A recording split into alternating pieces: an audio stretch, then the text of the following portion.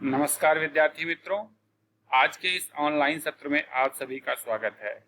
मैं ऋषभ कुमार मिश्र, सहायक professor doctor B R. Ambedkar विश्वविद्यालय दिल्ली, आपके साथ समग्र शिक्षा अभियान और विद्यालयी शिक्षा की गुणवत्ता के सुनिश्चयन में इसकी भूमिका पर चर्चा करने जा रहा हूं। आइए मित्रों, इस चर्चा का आरंभ करते हैं। मित्रों, सबसे पहले हम इस अभियान की पृष्ठभूमि को जानने का प्रयास करेंगे। वर्तमान में भारत में 15 लाख से भी अधिक विद्यालय हैं, जिनमें 26 करोड़ से अधिक विद्यार्थी पढ़ते हैं और लगभग 57 लाख अध्यापक पढ़ाते हैं। इस बड़ी आबादी के विद्यार्थियों को विद्यालयी शिक्षा प्रदान करने में गुणवत्ता सुनिश्चयन की समस्या का सामना करना पड़ता है। इस दशा में राज्य का दायित्व बनता है कि वह समता आधारित गुणवत्ता मूलक विद्यालयी शिक्षा के लक्ष्य की प्राप्ति में योगदान करे। इसे ध्यान में रखते हुए ही भारत सरकार द्वारा वर्ष 2018 में समग्र शिक्षा अभियान आरंभ किया गया। समग्र शिक्षा अभियान राष्ट्रीय शिक्षा नीति के उद्देश्यों के अनुरूप शिक्षा के लक्ष्यों को साकार करने के लिए 2026 तक बढ़ा दिया गया है। आइए इस अभियान की पृष्ठभूमि पर भी बातचीत करते हैं।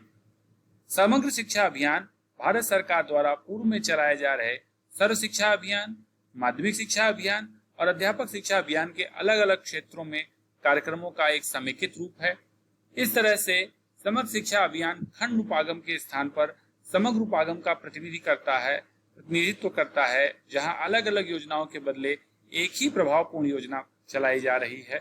इस प्रभावपूर्ण योजना में विद्यालयी शिक्षा, माध्यमिक शिक्षा और अध्यापक शिक्षा को सुधार के महत्वपूर्ण क्षेत्रों के रूप में चिन्हित किया गया है और इसके आधार पर इस योजना को क्रियान्वित किया जा रहा है। अर्थात समग्र शिक्षा का तात्पर्य हर स्तर, हर क्षेत्र में सुधार की योजनाओं को एक दूसरे से जोड़कर क्रियान्वित करना है। यह योजना लक्ष्यों के आकलन पर आधारित है। आइए हम समग्र शिक्षा अभियान की विशेषताओं पर भी चर्चा करते हैं। समग्र शिक्षा अभियान की पहली विशेषता यह है कि राज्य द्वारा शिक्षा के अधिकार कानून और राष्ट्रीय शिक्षा नीति 2020 को ध्यान में रखते हुए समता आधारित गुणवत्तापूर्ण और समावेशी शिक्षा के लिए प्रयत्न इस फ्लैगशिप प्रोग्राम के अंतर्गत किया जा रहा है। इसका एक उद्देश्य विद्यार्थियों की अधिगम उपलब्धि में सुधार करना है। प्रायः सरकारी और गैर सरकारी संस्थाओं द्वारा किए गए सर्वेक्षणों में प्रकाश में आता है कि विद्यालयी शिक्षा की स्थिति नाजुक है। इस नाजुक स्थिति में सुधार के लिए सामाजिक और जेंडर अंतराल को समाप्त करने का भी लक्ष्य इस योजना के अंतर्गत रखा गया है। यानी कि यह योजना शिक्षा के प्रत्येक स्तर पर समता और समावेशन को प्राप्त करने के उद्देश्य से कार्य कर रही है। इस योजना के अंतर्गत विद्यालयी शिक्षा के लिए न्यूनतम मानक बनाए गए हैं और उन मानकों को सुनिश्चित करने का लक्ष्य रखा गया है। यह योजना विद्यालयी स्तर पर व्यावसायिक शिक्षा को भी प्रोत्साहित करती है।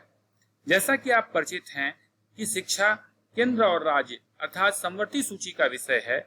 इसके अंतर्गत राज्यों को भी अपनी योजनाओं को संचालित करने का अधिकार और सुविधा प्रदान की गई है। समग्र शिक्षा अभियान की एक विशेषता यह है जिसके अंतर्गत प्रत्येक राज्य को उसके द्वारा की गई प्रगति के बारे में प्रतिपुष्टि प्रदान की जाती है। इसके लिए हर वर्ष परफॉर्मेंस ग्रेडिंग इंडेक्स का निर्धारण किया जाता है। 2019-20 के लिए राज्यों और केंद्र शासित प्रदेशों की परफॉर्मेंस ग्रेडिंग इंडेक्स को इस तालिका में आपके सामने प्रदर्शित किया गया है। आप देख सकते हैं कि इस तालिका के अंतर्गत राज्यों की स्थिति क्या है।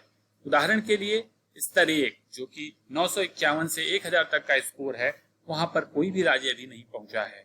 यानी हर राज्य के पास सुधार की गुंजाइश विद्यमान है। स्तर 2 के अंतर्गत अंडमान निकोबार द्वीप समूह, चंडीगढ़, केरल, पंजाब और तमिलनाडु आते हैं। स्तर 3 के अंतर्गत दादर नगर हवेली, गुजरात, हरियाणा, महाराष्ट्र आते हैं। स्तर 4 के अंतर्गत आंध्र प्रदेश, पश्चिम बंगाल, दमन दीव जैसे राज्य आते हैं। स्तर 5 के अंतर्गत गोवा, उत्तराखंड, जम्मू कश्मीर, झारखंड, लक्षद्वीप जैसे राज्य आते हैं। स्तर 6 में असम, बिहार, मध्य प्रदेश और मिजोरम आते हैं। स्तर 7 के अंतर्गत अरुणाचल प्रदेश, छत्तीसगढ़ और नागालैंड आते हैं। स्तर 8 के अंतर्गत मेघालय है। स्तर 9 में कोई भी राज्य नहीं है। इस तरह से हर राज्य का परफॉर्मेंस ग्रेडिंग इंडेक्स उसको उसकी उपलब्धि के बारे में एक दृष्टि प्रदान करता है, जिसे आधार मानकर वह राज्य अपने सुधारात्मक कार्यक्रमों को, नवाचार आधारित कार्यक्रमों को आगे बढ़ा सकता है। आइए समग्र शिक्षा अभियान के कुछ उत्तम अभ्यासों पर भी चर्चा करते हैं। जैसा पहले ही मैंने बताया था कि इस योजना का एक उद्देश्य व्यावसायिक शिक्षा को बढ़ावा देना है, अतः इसके अंतर्गत कौशल मेला जैसे आयोजनों का विशेष महत्व है। दूर दराज के क्षेत्रों में बच्चों को शिक्षा पहुंचाने के लिए इस योजना के अंतर्गत स्कूल ऑन व्हील का एक नवाचार संचालित किया जाता है। पहाड़ी राज्यों और ऐसे राज्यों जहां पर मौसम के अनुसार प्रवासन करने वाले मजदूरों की संख्या विद्यमान होती है, वहां यह योजनाएं संचालित की जा रही हैं। उच्चतर माध्यमिक स्तर के विद्यार्थियों में विज्ञान के प्रति अभिरुचि पैदा करने के लिए उन्हें उच्च शिक्षा संस्थानों जैसे IIT और IISc के विद्यार्थियों के साथ कार्यानुभव को साझा करने का मौका मिलता है। इससे विद्यालय स्तर के ये विद्यार्थी उच्च शिक्षा में विज्ञान पढ़ने के लिए स्वतः भी प्रेरित होते हैं। इस योजना के अंतर्गत विद्यालय स्तर पर बाल प्रेरकों का प्रशिक्षण दिया जाता है। ये बाल प्रेरक अपनी नेतृत्व क्षमता का प्रयोग करते हुए विद्यालय स्तर पर अपने साथियों को जागरूक करने का काम करते हैं। इस योजना के अंतर्गत वित्तीय साक्षरता के कार्यक्रम भी संचालित किए जाते हैं, जिससे विद्यार्थियों को स्थानीय बाजार की समझ विकसित होती है। राष्ट्रीय शिक्षा नीति 2020 के लक्ष्यों के अनुरूप यह योजना स्थानीय और देशज ज्ञान के प्रसार का भी कार्य करती है। इसके लिए इस योजना के अंतर्गत स्थानीय समुदाय के साथ घनिष्ठता से कार्य करने का प्राविधान किया गया है। चर्चा पत्र यह एक ऐसा सुधार कार्यक्रम है जहां पर विद्यालय के अध्यापक, शिक्षक और समुदाय के लोग, प्रधानाचार्य आदि मिलकर अपने विद्यालय में सुधार के लिए योजनाएं बनाते हैं, उन्हें क्रियान्वित करते हैं और उनका आकलन करते हैं। आधारभूत साक्षरता और गणितीय योग्यता को देखते हुए मुद्रित सामग्री संपन्न गांव को बनाने का भी लक्ष्य रखा गया है। इसके अंतर्गत पंचायत, चौपाल, अस्पताल जैसे सार्वजनिक केंद्रों को बाल साहित्य से युक्त किया जाता है। उनकी दीवारों पर कार्टून के पात्र, कहानियां आदि रंगी जाती हैं, ताकि बच्चों को अपने रोजमर्रा के जीवन में मुद्रित सामग्री से अंतःक्रिया करने का मौका प्राप्त हो। लोक कला का संवर्धन इस अभियान का विशेष हिस्सा है, जहां कलात्मक अभिरुचि पैदा करने के लिए विद्यालय की गतिविधियों में लोक कला का समावेश किया जाता है। इस अभियान की सफलता के लिए कुछ कारण उत्तरदायी हैं। पहला, यह सुपरिभाषित लक्ष्य पर कार्य करने वाली योजना है, जहां विद्यार्थियों की उपलब्धि, जेंडर अंतराल को समाप्त करने और संचरण दर में सुधार के लिए स्पष्ट प्राप्त किए जा सकने वाले लक्ष्य रखे गए हैं। इस योजना के अंतिम छोर के जो क्रियान्वयक समुदाय हैं, छात्र और विद्यार्थी, उन्हें भी भागीदार बनाया गया है, जिस कारण यह योजना धरातल पर महत्वपूर्ण परिवर्तन का माध्यम बन रही है। इस योजना में प्रतिपुष्टि प्रदान करने वाली निगरानोन्मुखी व्यवस्था को भी स्थान दिया गया है।